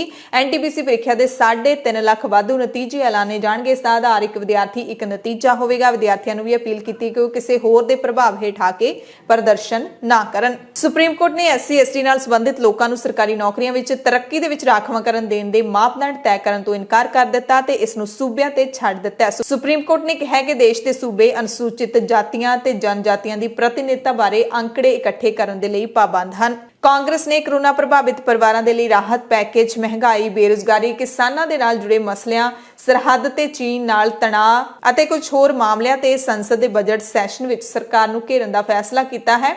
ਇਹ ਫੈਸਲਾ ਕਾਂਗਰਸ ਪ੍ਰਧਾਨ ਸੋਨੀਆ ਗਾਂਧੀ ਦੀ ਅਗਵਾਈ ਹੇਠ ਪਾਰਟੀ ਦੇ ਸੰਸਦੀ ਰਣਨੀਤੀ ਗਰੁੱਪ ਦੀ ਡਿਜੀਟਲ ਮੀਟਿੰਗ ਦੇ ਵਿੱਚ ਲਿਆ ਗਿਆ। ਪ੍ਰਧਾਨ ਮੰਤਰੀ ਨਰਿੰਦਰ ਮੋਦੀ ਨੇ ਕਿਹਾ ਕਿ ਜਿਸ ਮੁਲਕ ਦੇ ਨੌਜਵਾਨ ਰਾਸ਼ਟਰ ਪਹਿਲਾਂ ਦੇ ਵਿਚਾਰ ਨਾਲ ਅੱਗੇ ਵਧਣ ਲੱਗਦੇ ਨੇ, ਉਹਨਾਂ ਨੂੰ ਸੰਸਾਰ ਦੀ ਕੋਈ ਤਾਕਤ ਰੋਕ ਨਹੀਂ ਸਕਦੀ। ਪ੍ਰਧਾਨ ਮੰਤਰੀ ਨੇ ਰਾਜਧਾਨੀ ਦੇ ਕਰਿਅੱਪਾ ਮੈਦਾਨ ਵਿੱਚ ਨੈਸ਼ਨਲ ਕੈਡੇਟ ਕੋਰ NCC ਦੀ ਰੈਲੀ ਨੂੰ ਸੰਬੋਧਨ ਕਰਦਿਆਂ ਇਹ ਕਿਹਾ ਤੇ ਪ੍ਰਧਾਨ ਮੰਤਰੀ ਖਾਸ ਤੌਰ ਤੇ ਦਸਤਾਰ ਬੰਨ੍ਹ ਕੇ ਪਹੁੰਚੇ ਸੀ, ਪੱਗ ਬੰਨ੍ਹ ਕੇ ਪਹੁੰਚੇ ਹੋਏ ਸੀ। ਉਹਨਾਂ ਨੇ ਕਿਹਾ ਕਿ ਪਿਛਲੇ 2 ਸਾਲਾਂ ਵਿੱਚ ਦੇਸ਼ ਦੇ ਸਰਹੱਦੀ ਖੇਤਰਾਂ ਵਿੱਚ 1 ਲੱਖ ਨਵੇਂ ਕੈਡਿਟ ਬਣਾਏ ਗਏ ਨੇ। ਐਨਸੀਸੀ ਵਿੱਚ ਲੜਕੀਆਂ ਦੀ ਵੱਧਦੀ ਹਿੱਸੇਦਾਰੀ ਦਾ ਜ਼ਿਕਰ ਕਰਦੇ ਹੋਏ ਪ੍ਰਧਾਨ ਮੰਤਰੀ ਨੇ ਕਿਹਾ ਕਿ ਅੱਜ ਫੌਜ ਦੇ ਵਿੱਚ ਔਰਤਾਂ ਨੂੰ ਵੱਡੀਆਂ ਜ਼ਿੰਮੇਵਾਰੀਆਂ ਮਿਲ ਰਹੀਆਂ ਨੇ। ਦੇਸ਼ ਦੀਆਂ ਧੀਆਂ ਹਵਾਈ ਸੈਨਾ ਦੇ ਵਿੱਚ ਲੜਾਕੂ ਜਹਾਜ਼ ਉਡਾ ਰਹੀਆਂ ਨੇ। ਸਾਡੀ ਕੋਸ਼ਿਸ਼ ਹੋਣੀ ਚਾਹੀਦੀ ਹੈ ਕਿ ਵੱਧ ਤੋਂ ਵੱਧ ਧੀਆਂ ਨੂੰ ਐਨਸੀਸੀ ਦੇ ਵਿੱਚ ਸ਼ਾਮਲ ਕੀਤਾ ਜਾਵੇ। ਉਧਰ ਕਾਂਗਰਸ ਦੇ ਸਾਬਕਾ ਪ੍ਰਧਾਨ ਰਾਹੁਲ ਗਾਂਧੀ ਨੇ ਮੁੜ ਆਪਣੇ ਟਵੀਟ ਦੇ ਰਾਹੀਂ ਮੋਦੀ ਸਰਕਾਰ ਨੂੰ ਘੇਰਿਆ। ਟਵੀਟ ਕਰਕੇ ਮੋਦੀ ਨੂੰ ਸਵਾਲ ਕੀਤਾ ਕਿ ਅਰੁਣਾਚਲ ਪ੍ਰਦੇਸ਼ ਦੇ ਲੜਕੇ ਮੀਰਮ ਤਾਰੋਨ ਨੂੰ ਚੀਨ ਵੱਲੋਂ ਵਾਪਸ ਸੌਂਪਣਾ ਰਾਹਤ ਵਾਲੀ ਗੱਲ ਹੈ, ਪਰ ਪ੍ਰਧਾਨ ਮੰਤਰੀ ਨਰਿੰਦਰ ਮੋਦੀ ਨੂੰ ਦੱਸਣਾ ਚਾਹੀਦਾ ਹੈ ਕਿ ਭਾਰਤ ਦੀ ਜਿਸ ਜ਼ਮੀਨ ਤੇ ਚੀਨ ਨੇ ਕਬਜ਼ਾ ਕੀਤਾ ਹੈ ਉਹ ਵਾਪਸ ਕਦੋਂ ਮਿਲੇਗੀ। ਕਰਨਾਟਕਾ ਦੇ ਬੈਂਗਲੌਰ ਤੋਂ ਖਬਰ ਹੈ, ਜਿੱਥੇ ਸਾਬਕਾ ਮੁੱਖ ਮੰਤਰੀ BS ਯੇਦਿਯੂਰੱਪਾ ਦੀ ਦੋਹਤੀ ਡਾਕਟਰ ਸੌਂਦਰਿਆ ਵਿਵਾਈ ਨੇ ਸ਼ੁੱਕਰਵਾਰ ਸਵੇਰੇ ਆਪਣੇ ਬਸੰਤ ਨਗਰ ਫਲੈਟ ਵਿੱਚ ਛੱਤ ਵਾਲੇ ਪੱਖੇ ਨਾਲ ਫਾਹਾ ਲੈ ਕੇ ਖੁਦਕੁਸ਼ੀ ਕਰ ਲਈ। ਪੁਲਿਸ ਮੁਤਾਬਕ ਨਿੱਜੀ ਹਸਪਤਾਲ ਵਿੱਚ ਕੰਮ ਕਰਦੀ 30 ਸਾਲਾ ਡਾਕਟਰ ਵੱਲੋਂ ਚੁੱਕੇ ਗਏ ਇਸ ਕਦਮ ਦੇ ਕਾਰਨਾਂ ਦਾ ਤੁਰੰਤ ਪਤਾ ਨਹੀਂ ਲੱਗਿਆ। ਪੁਲਿਸ ਨੇ ਦੱਸਿਆ ਕਿ ਬੀਜੇਪੀ ਲੀਡਰ ਦੀ ਦੂਸਰੀ ਧੀ ਪਦਮਾਵਤੀ ਦੀ ਧੀ ਸੌਂਦਰਿਆ ਦਾ ਵਿਆਹ 2018 ਦੇ ਵਿੱਚ ਉਸੇ ਹਸਪਤਾਲ ਵਿੱਚ ਕੰਮ ਕਰਨ ਵਾਲੇ ਡਾਕਟਰ ਨੀਰਜ S ਨਾਲ ਹੋਇਆ ਸੀ। ਸ਼ੁੱਕਰਵਾਰ ਸਵੇਰੇ ਕਰੀਬ 8 ਵਜੇ ਨੀਰਜ ਡਿਊਟੀ ਤੇ ਰਵਾਨਾ ਹੋਇਆ। ਸ਼ੱਕ ਹੈ ਕਿ ਉਸ ਤੋਂ 2 ਘੰਟੇ ਬਾਅਦ ਸੌਂਦਰਿਆ ਨੇ ਆਪਣੀ ਜੀਵਨ ਲੀਲਾ ਖਤਮ ਕਰ ਲਈ। ਜਦੋਂ ਨੌਕਰਾਨੀ ਘਰੇ ਆਈ, ਦਰਵਾਜ਼ਾ ਕਈ ਵਾਰੀ ਖੜਕਾਇਆ, ਫਿਰ ਡਾਕਟਰ ਨੀਰਜ ਨੂੰ ਫੋਨ ਕੀਤਾ ਪਰ ਕੋਈ ਜਵਾਬ ਕਿਤੋਂ ਨਹੀਂ ਮਿਲਿਆ ਤਾਂ ਫਿਰ ਦਰਵਾਜ਼ਾ ਤੋੜਿਆ ਗਿਆ, ਲਾਸ਼ ਨੂੰ ਹਸਪਤਾਲ ਲਿਜਾਇਆ ਗਿਆ ਤੇ ਪੋਸਟਮਾਰਟਮ ਕੀਤਾ ਗਿਆ। ਦੇਸ਼ ਦੀ ਸਰਵਉੱਚ ਅਦਾਲਤ ਸੁਪਰੀਮ ਕੋਰਟ ਨੇ ਮਹਾਰਾਸ਼ਟਰ ਵਿਧਾਨ ਸਭਾ ਦੇ 12 ਭਾਜਪਾ ਵਿਧਾਇਕਾਂ ਨੂੰ ਮੁਅੱਤਲ ਕਰਨ ਦੇ ਮਾਮਲੇ ਤੇ ਟਿੱਪਣੀ ਕੀਤੀ ਹੈ। ਸੁਪਰੀਮ ਕੋਰਟ ਨੇ ਮਹਾਰਾਸ਼ਟਰ ਵਿਧਾਨ ਸਭਾ ਦੇ 12 ਭਾਜਪਾ ਵਿਧਾਇਕਾਂ ਨੂੰ ਜੁਲਾਈ 2021 ਵਿੱਚ ਹੋਏ ਸੈਸ਼ਨ ਦੀ ਬਾਕੀ ਮਿਆਦ ਤੋਂ ਬਾਅਦ ਤੱਕ ਲਈ ਮੁਅੱਤਲ ਕਰਨ ਦੇ ਪ੍ਰਸਤਾਵ ਨੂੰ ਅਸੰਵਿਧਾਨਿਕ ਅਤੇ ਤਰਕਹੀਣ ਕਰਾਰ ਦਿੱਤਾ ਹੈ। ਇਹ ਫੈਸਲਾ ਭਾਰਤੀ ਜਨਤਾ ਪਾਰਟੀ ਦੇ 12 ਵਿਧਾਇਕਾਂ ਦੀਆਂ ਪਟੀਸ਼ਨਾਂ ਤੇ ਸੁਣਾਇਆ ਗਿਆ। यूपी तो खबर है, जिथे समाजवादी पार्टी के मुखी अखिलेश यादव ने अपने हैलीकॉप्टर को बिना किसी कारण दिल्ली में रोक के रखने के दोष लाए ने। अखिलेश ने कहा कि मैनू मुजफ्फरनगर नहीं जान दिता जा रहा। ट्वीट किया कि मेरे हैलीकॉप्टर को हाले भी कोई कारण दसे बिना दिल्ली में रोक के रखा गया है, मुजफ्फरनगर नहीं जान दिता जा रहा। जबकि बीजेपी के एक सीनियर लीडर इथों गए ने। हारदी हुई बीजेपी की यह साजिश है, जनता सब समझ रही है। दुनिया भर दे विच सब तो अहम खबर जिहड़ी फैली हुई है, अमरीका रूस यूक्रेन ਦੇ ਵਿੱਚ ਜੋ ਤਣਾਅ ਬਣਿਆ ਹੋਇਆ ਉਸ ਨਾਲ ਜੁੜੀ ਹੋਈ ਹੈ। ਅਮਰੀਕਾ ਨੇ ਰੂਸ ਨੂੰ ਧਮਕੀ ਦਿੱਤੀ ਹੈ ਕਿ ਜੇਕਰ ਰੂਸ ਨੇ ਯੂਕਰੇਨ ਤੇ ਹਮਲਾ ਕੀਤਾ ਤਾਂ ਉਹ ਪੱਛਮੀ ਯੂਰਪ ਦੇ ਲਈ ਰੂਸ ਦੀ ਮਹੱਤਵਪੂਰਨ ਗੈਸ ਪਾਈਪਲਾਈਨ ਦੀ ਓਪਨਿੰਗ ਰੋਕ ਦੇਵੇਗਾ। ਯਾਨੀ ਕਿ ਅਮਰੀਕਾ ਨੇ ਰੂਸ ਨੂੰ ਗੈਸ ਪਾਈਪਲਾਈਨ ਰੋਕਣ ਦੀ ਧਮਕੀ ਦਿੱਤੀ ਹੈ। नॉर्थ स्ट्रीम 2 पाइपलाइन की रूस तो जर्मनी तक जाने की योजना है। जर्मनी विच अधिकारियों ने कहा है कि रूसी हमले की स्थिति विच इस प्रोजेक्ट ते पाबंदी लाई जा सकती है। पश्चिमी सहयोगी मुल्कों ने कहा कि जे हमला होया तो वह रूस की आर्थिकता नूं निशाना बनाउणगे। हालांकि रूस यूक्रेन ते हमला करने की योजना तो इनकार करता रहा है, पर यूक्रेन की सरहद ते लखां रूसी फौजियों की तैनाती नाल तनाव ते हमले का डर वध गया है। इस दे नाल ही अमरीका ने रूस वालों भारत नूं S-400 मिसाइल रक्षा प्रणाली वेचण कारण खित्ते दे विच अस्थिरता पैदा होने का दावा किया है। अमरीका ने कहा कि रूस वालों भारत नूं S-400 मिसाइल रक्षा प्रणालियां की विक्री इस खेतर अते इस तो बाहर अस्थिरता पैदा करन विच मास्को की भूमिका नूं दर्शाउंदी है। जबकि भारत दे वल्लों रूस तो मिसाइल रक्षा प्रणालियां की खरीद बारे अमरीका कई बारी चिंता जाहिर कर चुकिया है। इत्थे भारत ने जोर दे के कहा है कि असीं अपना फैसला कौमी सुरक्षा के हित विच लिया सी। BrahMos aerospace private limited BAPL ਅਤੇ ਫਿਲੀਪਾਈਨਸ ਦੇ ਵਿਚਕਾਰ ਬ੍ਰਾਹਮੋਸ ਸੁਪਰਸੋਨਿਕ ਕਰੂਜ਼ ਮਿਸਾਈਲ ਦੇ ਲਈ $37 ਕਰੋੜ ਤੋਂ ਵੱਧ ਦਾ ਸੌਦਾ ਹੋਇਆ। BAPL ਅਤੇ ਫਿਲੀਪਾਈਨਸ ਦੇ ਰੱਖਿਆ ਵਿਭਾਗ ਵਿਚਾਲੇ ਸ਼ੁੱਕਰਵਾਰ ਨੂੰ ਇਕਰਾਰਨਾਮੇ ਤੇ ਦਸਤਖਤ ਕੀਤੇ ਗਏ। ਅਮਰੀਕਾ ਦੇ ਵਿੱਚ ਗੈਰ ਕਾਨੂੰਨੀ ਢੰਗ ਨਾਲ ਦਾਖਲ ਹੋਏ 7 ਭਾਰਤੀ ਨਾਗਰਿਕਾਂ ਨੂੰ ਬਾਰਡਰ ਪੈਟਰੋਲਿੰਗ ਫੋਰਸ ਦੀ ਹਿਰਾਸਤ ਵਿੱਚੋਂ ਰਿਹਾ ਕਰ ਦਿੱਤਾ ਗਿਆ ਹੈ। ਦੇਸ਼ ਨਿਕਾਲੇ ਦੀ ਪ੍ਰਕਿਰਿਆ ਵੀ ਸ਼ੁਰੂ ਕਰ ਦਿੱਤੀ ਗਈ ਹੈ। ਇਹਨਾਂ ਲੋਕਾਂ ਨੂੰ ਪਿਛਲੇ ਹਫ਼ਤੇ ਅਮਰੀਕਾ ਕੈਨੇਡਾ ਸਰਹੱਦ ਤੋਂ गिरफ्तार किया गया सी। ਤੇ ਇਹ ਖਬਰ ਬੁਲੇਟਿਨ ਦੀ ਪਹਿਲੀ ਖਬਰ ਦੇ ਨਾਲ ਜੁੜਦੀ ਹੈ, ਜਿਸ ਦੇ ਵਿੱਚ 4 ਭਾਰਤੀ ਨਾਗਰਿਕਾਂ ਦੀ ਪਛਾਣ ਹੋਈ ਹੈ ਜਿਹੜੇ ਕਿ ਕੈਨੇਡਾ ਅਮਰੀਕਾ ਸਰਹੱਦ ਦੇ ਉੱਤੇ ਮਾਰੇ ਗਏ ਸੀ। ਠੰਡ ਦੇ ਕਾਰਨ ਉਹਨਾਂ ਦੀ ਮੌਤ ਹੋਈ ਸੀ ਤੇ ਉਸ ਗਰੁੱਪ ਦੇ ਵਿੱਚੋਂ 7 ਲੋਕ ਅਮਰੀਕਾ ਪਹੁੰਚ ਗਏ ਸੀ ਤੇ ਅਮਰੀਕਾ ਉੱਥੋਂ ਦੀ ਪੁਲਿਸ ਨੇ ਉਹਨਾਂ ਨੂੰ ਫੜ ਲਿਆ ਸੀ ਤੇ ਹੁਣ ਬਾਰਡਰ ਪੈਟਰੋਲਿੰਗ ਫੋਰਸ ਦੀ ਹਿਰਾਸਤ ਵਿੱਚ ਰਿਹਾ ਕਰ ਦਿੱਤਾ ਹੈ, ਪਰ ਉਹਨਾਂ ਨੂੰ ਅਮਰੀਕਾ ਦੇ ਵਿੱਚੋਂ ਕੱਢਿਆ ਜਾਏਗਾ। ਪ੍ਰਕਿਰਿਆ ਸ਼ੁਰੂ ਕਰ ਦਿੱਤੀ ਗਈ ਹੈ। ਰਾਫੇਲ ਨਡਾਲ ਹੁਣ ਪੁਰਸ਼ ਟੈਨਿਸ ਦੇ ਵਿੱਚ ਰਿਕਾਰਡ 21ਵੇਂ ਸਿੰਗਲਸ ਗ੍ਰੈਂਡ ਸਲੈਮ ਖਿਤਾਬ ਤੋਂ ਸਿਰਫ ਇੱਕ ਜਿੱਤ ਦੂਰ ਨੇ, ਜਿਸ ਨਾਲ ਰੋਜਰ ਫੈਡਰਰ ਅਤੇ ਨੋਵਾਕ ਜੋਕੋਵਿਚ ਨੂੰ ਪਛਾੜ ਦੇਣਗੇ। ਸਪੇਨ ਦਾ 35 ਸਾਲਾ ਖਿਡਾਰੀ ਇਟਲੀ ਦੇ ਮਾਤੇਓ ਬਰੇਤਨੀ ਨੂੰ 6-3, 6-2, 3-6 ਤੇ 6-3 ਨਾਲ ਮਾਤ ਦੇ ਕੇ 6ਵੀਂ ਵਾਰੀ ਆਸਟ੍ਰੇਲੀਅਨ ਓਪਨ ਦੇ ਫਾਈਨਲ ਵਿੱਚ ਪਹੁੰਚਿਆ। ਅਗਲੀਆਂ ਦੋ ਖਬਰਾਂ ਟੈਕਨੋਲੋਜੀ ਦੇ ਨਾਲ ਜੁੜੀਆਂ ਹੋਈਆਂ ਨੇ। ਮਾਈਕਰੋਚਿਪਸ ਦੀ ਵਿਸ਼ਵ ਪੱਧਰ ਤੇ ਕਮੀ ਦੇ ਬਾਵਜੂਦ ਕ੍ਰਿਸਮਸ ਦੌਰਾਨ ਐਪਲ ਦੀ ਵਿਕਰੀ ਵਧੀ ਹੈ। ਐਪਲ ਦੀ ਵਿਕਰੀ ਅਕਤੂਬਰ ਤੋਂ ਦਸੰਬਰ ਦੇ ਵਿਚਾਲੇ 11% ਵੱਧ ਕੇ 123 ਅਰਬ ਡਾਲਰ ਤੋਂ ਵੀ ਵੱਧ ਗਈ ਹੈ। ਬਾਜ਼ਾਰ ਬੰਦ ਹੋਣ ਤੋਂ ਬਾਅਦ ਕਾਰੋਬਾਰ ਦੇ ਵਿੱਚ ਕੰਪਨੀ ਦੇ ਸ਼ੇਅਰ ਵਿੱਚ 4% ਉਛਾਲ ਆਇਆ ਹੈ, ਕਿਉਂਕਿ ਰਿਪੋਰਟ ਦੇ ਵਿੱਚ ਦੱਸਿਆ ਗਿਆ ਕਿ ਕੰਪਨੀ ਨੂੰ ਮਿਲਿਆ ਇਹ ਵਾਧਾ ਜਾਰੀ ਰਹੇਗਾ। ਹਾਲਾਂਕਿ ਮਾਹਿਰਾਂ ਨੇ ਆਈਪੈਡ ਦੀ ਵਿਕਰੀ ਸਭ ਤੋਂ ਵੱਧ ਪ੍ਰਭਾਵਿਤ ਹੋਣ ਦਾ ਅੰਦਾਜ਼ਾ ਲਾਇਆ ਸੀ, ਪਰ ਸਿਰਫ ਇਸ ਉਤਪਾਦ ਦੀ ਵਿਕਰੀ 14% ਘਟੀ ਹੈ। ਦਰਅਸਲ ਵੀਰਵਾਰ ਨੂੰ ਕੰਪਨੀ ਨੇ ਆਪਣੇ ਨਿਵੇਸ਼ਕਾਂ ਨੂੰ ਤਿਮਾਹੀ ਦੇ ਅੰਕੜਿਆਂ ਬਾਰੇ ਜਾਣਕਾਰੀ ਦਿੱਤੀ, ਜਿਸ ਤੋਂ ਪਤਾ ਲੱਗਦਾ ਹੈ ਕਿ ਕੰਪਨੀ ਇਸ ਸੰਕਟ ਤੋਂ ਬਚ ਗਈ ਹੈ। ਮਾਹਿਰਾਂ ਨੇ ਪਿਛਲੇ ਸਾਲ ਚੇਤਾਵਨੀ ਦਿੱਤੀ ਸੀ ਕਿ ਮਾਈਕਰੋਚਿਪ ਦੀ ਵਿਸ਼ਵ ਵਿਆਪੀ ਕਮੀ ਐਪਲ ਦੀ ਵਿਕਰੀ ਨੂੰ ਪ੍ਰਭਾਵਿਤ ਕਰ ਸਕਦੀ ਹੈ, ਪਰ ਐਪਲ ਦੀ ਵਿਕਰੀ ਵਧੀ ਹੈ। ਗੂਗਲ ਭਾਰਤੀ ਏਅਰਟੈਲ ਦੇ ਵਿੱਚ 1 ਅਰਬ ਡਾਲਰ ਦਾ ਨਿਵੇਸ਼ ਕਰੇਗਾ। ਮੰਨਿਆ ਜਾ ਰਿਹਾ ਹੈ ਕਿ ਗੂਗਲ ਦੇ ਇਸ ਫੈਸਲੇ ਦੇ ਨਾਲ ਏਅਰਟੈਲ ਨੂੰ ਆਪਣਾ ਡਿਜੀਟਲ ਦਾਇਰਾ ਵਧਾਉਣ ਦੇ ਵਿੱਚ ਮਦਦ ਮਿਲੇਗੀ। ਭਾਰਤੀ ਏਅਰਟੈਲ ਨੇ ਖੁਦ ਇਸ ਦੀ ਜਾਣਕਾਰੀ ਦਿੱਤੀ ਹੈ।